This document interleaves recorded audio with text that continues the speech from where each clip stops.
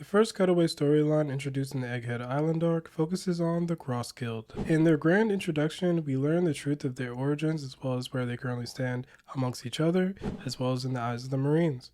But let's take it back to why this unlikely alliance came to be in the first place.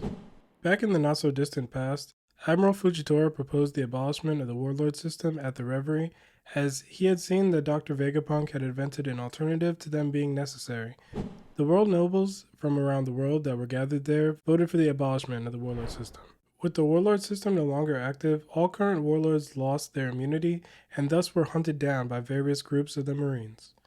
Crocodile, using his amazing wit, decides to recruit Mihawk to team up with him and approaches Buggy to strong-arm him into helping, or else, since he doesn't have the money that he owes him. Since Buggy has his delivery service and a huge crew at this point, he has a lot of ways to get various services done, such as printing wanted posters, building ships, and distribution. Crocodile's idea is to flip the tables on the Marines by creating Marine bounty posters with rewards that tempt pirates as well as everyday citizens who may be struggling on hard times. Buggy is the one who gets the status of a Yonko, even though this is Croc's operation and Mihawk is the strongest. We see that the business is working though, as we see a scene of Sengoku and Suru discussing the death of Vice Admiral T-Bone, who was killed by a civilian of a starving nation for his bounty, and the danger that Cross Guild presents becomes evident.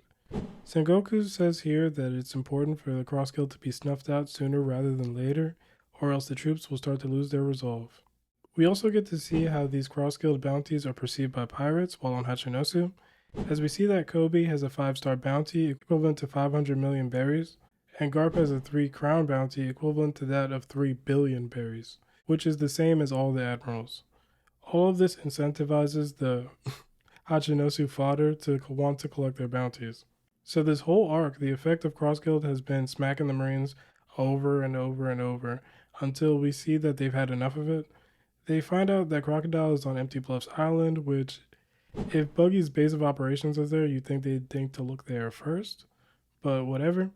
They realize Crocodile is there and deploy some of the Seraphim in the Moria, Doflamingo, and Crocodile Seraphims, as well as Marine soldiers to head to Empty Bluffs Island. Meanwhile, Buggy, who is being chastised by Hawk and Croc, decides to bear his heart on his sleeve and tell them and the rest of the crew that Cross Guild is going after the One Piece. So what's next for Cross Guild?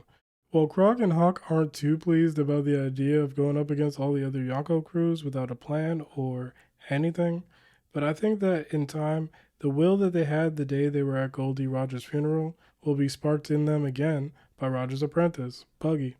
But in the short term, though, it seems like the Marines are going to be going after the Marine hunters. I don't think this will be an all-out war, but I think we will see the Marines send significant military force since Cross Guild threatens them directly. So far, it's obvious that these 3 Seraphim are going to be popping up. This will be interesting because remember, each of these Seraphim has green blood that allows them to have a Devil Fruit ability. It is possible that the Moria Seraphim will have the same fruit as Moria, with the ability to make shadows, since Moria worked for the world government as a warlord and has a paramecia. Same goes for Seraphim Dofi, who's also imprisoned and impaled down currently. We've already seen one of Dofi's crew members have their Devil Fruit incorporated in the Jinbei Seraphim, with Senior Pink's Swim Fruit. Now the most interesting one is definitely Crocodile, not only because he is actually also going to be present on Empty Bluffs Island, but because he has a Logia ability, which Vegapunk mentioned they have failed to replicate the abilities of so far. So Seraphim is almost all but guaranteed to have a different Devil Fruit from Crocodile himself. Beyond just these Seraphim though, there's a chance of Sengoku and Suru joining the fray, though I'll put this in the unlikely category because even though they agreed that Cross Guild needs to be dealt with, I'm betting on them being involved with the Garp storyline. However, I am going to predict that Admiral Fujitora is also going to be sent there. Because if you really think about it, can you not send an admiral when you're going after a person like Mihawk, who is comparable to Shanks? I think not. Now, the Marines do have a lot going on right now that's kind of stretching their forces thin, going after all the former warlords. There are several rebellions that are breaking out all over, and the incidents occurring at both Egghead and Hachinosu. In regard to the warlords, they already sent a force after Boa, which included a vice admiral, and Kobe ended up getting captured, but different story for a different day. Dofi is in Impel Down, Green Bull beat Weevil and is probably taking him to Impel down. Moria is imprisoned on Hachinosu, so that only leaves Buggy and Mihawk that were active warlords, and they're directly opposing the Marines. But if Green Bull was sent to Wano, then after Weevil, and will likely be a part of that storyline with Marco and Miss Buckin, and Kizaru is dealing with the situation with the other new Yonko crew, I think it only makes sense that this Yonko crew and Cross Guild have to face Fujitora, especially because it was his idea to abolish the warlord system to begin with.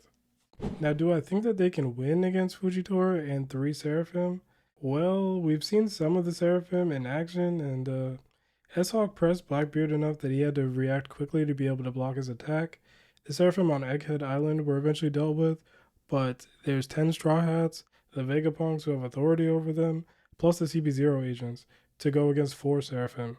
Mihawk should be incredibly powerful, and let's be honest, he needs to show us some feats at this point, but off portrayal alone, he should be able to beat maybe 2 of the Seraphim by himself. But after him and Crocodile, there aren't many super powerful pirates on this crew. Buggy is just a figurehead, and after him, it's like Daz Bones and Galdino, who, let's face it, are not that strong. The rest of Buggy's crew really are mostly nameless fodder.